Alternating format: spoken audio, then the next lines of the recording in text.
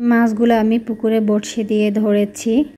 আসসালামু আলাইকুম। আজকে হচ্ছে আমি পুকুরে বড়শি দিব, তো এই জন্য আমি চলে আসলাম হচ্ছে বাঁশঝাট। এটা হচ্ছে আমাদের নোয়াখালীর আঞ্চলিক ভাষা হচ্ছে বাঁশঝাট, আপনারা কি বলেন তো জানি না। তো এখান থেকে হচ্ছে একটা শুকনো বাঁশের, এটা তো আমাদের আঞ্চলিক ভাষায় চিবা বলে, বাট এটা যাই হোক শুকনো একটা কাঠি বা এটা নিতে হবে একটু বড় দেখে, যাতে করে এটার ভিতর হচ্ছে বড়শির যে সুতাটা বাঁধবো, তো সেই কারণে হচ্ছে এরকম একটু লম্বা দেখে একটা কাঠি নিয়ে নিয়েছি। তো এরপর হচ্ছে যে এরকম একটা মোটার শুকনা দেখে নিতে হবে, কাঁচা কাঠি কিন্তু অনেক ভার হয়।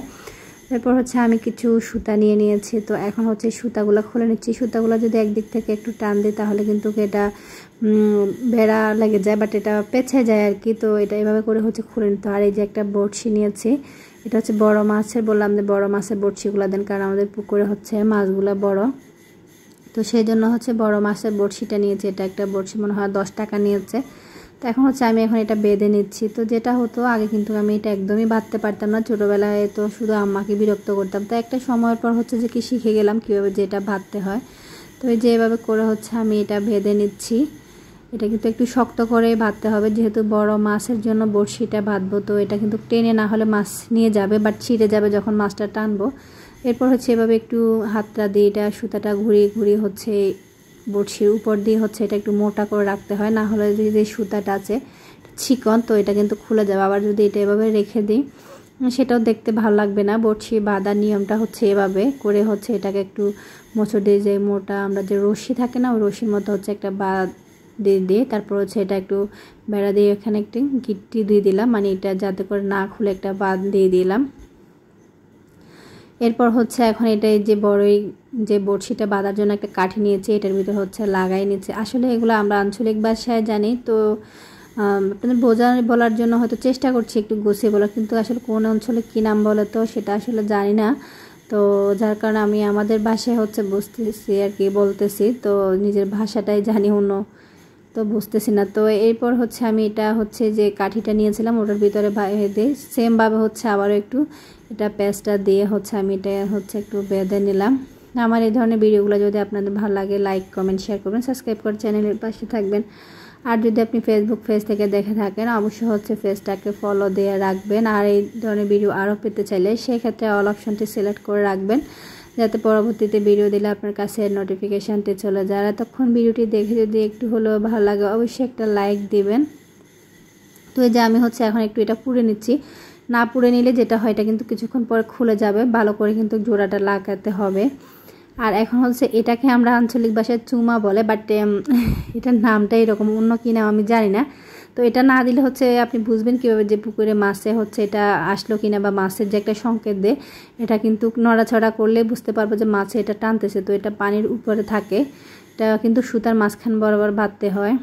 আর এখন হচ্ছে একটু আমি আটা নিয়েছি, তাই এটা একটু পানি দিয়ে গুলে নিয়েছি। আটাটা গলতে যায় ছোটোবেলার একটা স্মৃতির কথা মনে পড়ে গেল। ছোটোবেলা যখন এই বড়শিটা বাঁধতাম তখন বড়রা কিন্তু আমাদের আটা দিতে চাইতো না, বলতো তোরা নষ্ট করবে। তো সকালে যে নাস্তা করার জন্য পাউরুটিটা দিত, তো ওইখান থেকে হচ্ছে একটু নিতাম। এটা বিশেষ করে আমার নানুর বাড়িতে হতো, তো এরকম রাখে দিতাম যাতে পরে বড়শিটা বাঁধতে পারি আর কি, বড়শি দিয়ে মাছটা ধরতে পারি।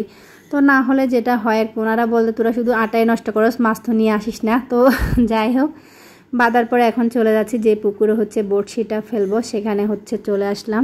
তো আসার পরে আমি বড়শিটা দিয়েছি, তো দিতে যাচ্ছি, সুতাটা মনে হচ্ছে একটু বেশি লম্বা করে বেঁধে ফেলছে, তো আমি একটু আবার বাদ দিয়ে এটা হচ্ছে ছোট করে নিয়েছি। এখন হচ্ছে দিচ্ছি এই যে চুমা যেটা বললাম, এটা পানির কিন্তু উপরের অংশে থাকবে, এই যে ভাসতেছে। আর যখন মাছ এটা টানবে তখন বুঝতে পারলে উপর দিয়ে টানলে কিন্তু বোঝা যাবে। তো এই যে আমি একটা মাছ উঠাই নিছি।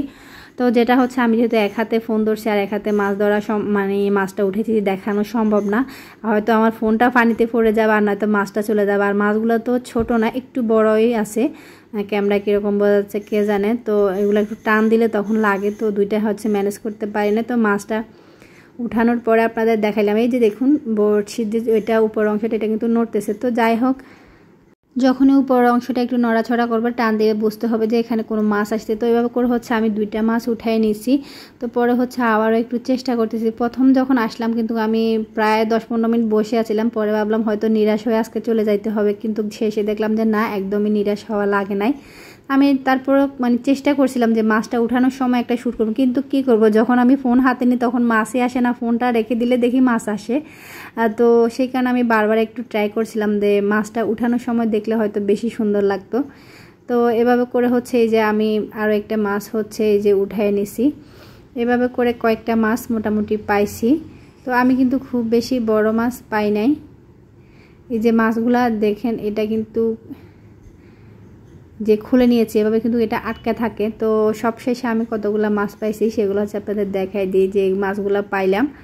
তো যেটা হোক আমার মোটামুটি কষ্ট শোধ হয়েছে, কিছুক্ষণ বসে হচ্ছে মাছগুলো ধরছি। তো এই যে বড় পাঙ্গাস মাছটা এটা কিন্তু আমার ভাই ধরে নিয়ে এসেছে, কারণ মাছগুলো এত জোরে টানে, আমার হাতে এত শক্তি নাই, মানে এদের টানে উঠাবো। তো ও হচ্ছে এটা ধরেছে। যে কয়টা মাছ আমি ধরেছি এই মাছগুলো ধরার জন্য সকাল থেকে 3 ঘন্টা আমি পরিশ্রম করেছি, মানে এটার পিছনে হচ্ছে খাটছি। তো এই ধরনের কাজকর্মগুলো আমার কাছে খুবই ভালো লাগে। আপনাদের কাছে যদি ভালো লাগে অবশ্যই একটা লাইক দিবেন। আজকে এই পর্যন্তই, আল্লাহ হাফেজ।